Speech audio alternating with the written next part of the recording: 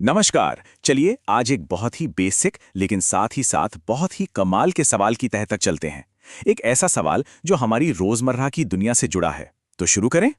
कभी सोचा है कि ये जो कुर्सी है, ये मेज़ या पानी का ग्लास, अरे यहाँ तक कि हवा जिसे हम सिर्फ महसूस कर सकते हैं, देख नहीं सकते, ये सब आखिर बना किस चीज़ से है? सवाल तो बड़ा लगता है ना? है ना? पर इसका जवाब सिर्फ एक शब्द में छुपा है। और वो शब्द है पदार्थ, यानी कि मैटर। देखिए, विज्ञान की भाषा में कोई भी चीज जिसमें बस दो बातें हों, एक उसका कुछ वजन हो, मतलब द्रव्यमान हो, और दूसरी वो कोई जगह घेरती हो, उसे हम पदार्थ कह देते हैं। बस ये दो सिंपल सी शर्तें हैं। अच्छा, मेज़ कुर्सी की बात तो ठीक है, वो तो साफ साफ दिखती हैं, पर हवा का क्या? उसे तो हम देख ही नहीं सकते, तो क्या वो भी पदार्थ है? अब आया असली सवाल। यहीं पर हमारी परिभाषा का असली टेस्ट होता है। तो चलिए एक छोटा सा टेस्ट करते हैं। सोचिए, एक पिचकी हुई फुटबॉल है, उसका वजन कर लिया, अब उसमें हवा भर दी, तो क्या होगा? अरे भाई, हवा भरने के बाद फुटबॉल न सिर्फ बड़ी हो गई, मतलब ज्यादा जगह घेर रही है, बल्कि अगर उसे दोबारा तौलें तो उसका वजन भी थोड़ा सा बढ़ जाता है। और बस इसी से ये बात एकदम साफ हो जाती है। हवा में वजन भी है और वो जगह भी घेरती है। मतलब हाँ, हवा बिल्कुल पदार्थ है। ये हमारे चारों तरफ है, भले ही आंखों से दिखाई ना दे।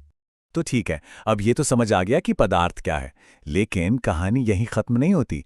अगर हम जूम इन करें और भी ज्यादा करीब से देखें तो पता चलता है कि हर पदार्थ असल में नन्हे नन्हे कणों से बना है, और इन कणों के अपने ही कुछ बड़े मजेदार राज हैं। और कमाल की बात यह है कि बस 3 छोटे छोटे नियम हैं जो हर तरह के पदार्थ के बारे में सब कुछ बता देते हैं। पहला, इन कणों के बीच में ना खाली जगह होती है। दूसरा, ये कण कभी आराम नहीं करते, हमेशा हमेशा हिलते डुलते रहते हैं। और तीसरा, ये कण एक दूसरे को अपनी तरफ खींचते भी हैं। इनमें एक तरह का अट्रैक्शन होता है। पहले नियम का सबूत चाहिए? अच्छा, एक गिलास पानी लीजिए और उसमें 1 चम्मच नमक घोलिए। ध्यान से देखिए, पानी का लेवल ऊपर नहीं जाता। पता है क्यों? क्योंकि नमक के जो छोटे छोटे कण हैं वो पानी के कणों के बीच जो खाली जगह थी ना, उसी में जाकर फिट हो गए। है ना कमाल की बात? और वो जो दूसरा नियम था कि कण हमेशा चलते रहते हैं, इस चलने फिरने को ही विज्ञान में कहते हैं गतिज ऊर्जा या काइनेटिक एनर्जी। और जब हम किसी चीज का तापमान बढ़ाते हैं तो असल में हम इन कणों को और ज्यादा एनर्जी दे रहे होते हैं। नतीजा, वो और तेजी से भागने लगते हैं। बिल्कुल वैसे ही जैसे अगरबत्ती की खुशबू पूरे कमरे में कितनी जल्दी फैल जाती है। तो अब जब हम इन कणों के राज जान गए हैं तो पदार्थ की अलग अलग शक्लों को समझना बच्चों का खेल हो जाएगा। इन्हें समझिए, पदार्थ के 3 अलग अलग चेहरे: ठोस, द्रव और गैस। ये टेबल देखिए, इससे सारी कहानी साफ हो जाएगी। ठोस में क्या होता है? कण एकदम चिपके हुए होते हैं, कसकर बंधे हुए, इसीलिए इनका आकार और आयतन दोनों फिक्स हैं। द्रव में कण थोड़े ढीले होते हैं, एक दूसरे पर फिसल सकते हैं। तभी तो पानी को जिस बर्तन में डालो वो उसी का आकार ले लेता है, पर उसका आयतन उतना ही रहता है। और गैस में तो भाई कण एकदम आजाद पंछी हैं, बहुत दूर दूर, इसीलिए न इनका आकार फिक्स है न आयतन। लेकिन असली मजा तो तब आता है जब पदार्थ अपना रूप बदलता है। कभी सोचा है बर्फ पिघलकर पानी कैसे बन जाती है, या पानी उबलकर भाप? ये सब एनर्जी का खेल है। प्रोसेस बहुत सीधा है। जब हम बर्फ को गर्मी देते हैं तो उसके कणों में हलचल बढ़ जाती है, वो तेजी से कांपने लगते हैं और अपनी जगह छोड़कर बहने लगते हैं। बन गया पानी। फिर जब हम उस पानी को और गर्मी देते हैं तो कणों को इतनी ज्यादा एनर्जी मिल जाती है कि वो बंधनों को तोड़कर पूरी तरह आजाद हो जाते हैं और बन जाते हैं गैस, यानी भाप। पर यहाँ एक पहेली है। जब भी पानी उबलता है, थर्मामीटर 100 डिग्री सेल्सियस पर जाके अटक जाता है। चाहे गैस को कितना भी तेज कर दें, तापमान बढ़ता ही नहीं। तो सवाल यह है कि वो जो एक्स्ट्रा गर्मी हम दे रहे हैं, वो आखिर जा कहाँ रही है? इस पहेली का जवाब एक बड़े ही दिलचस्प कॉन्सेप्ट में छुपा है। इसे कहते हैं गुप्त ऊष्मा या लेटेंट हीट।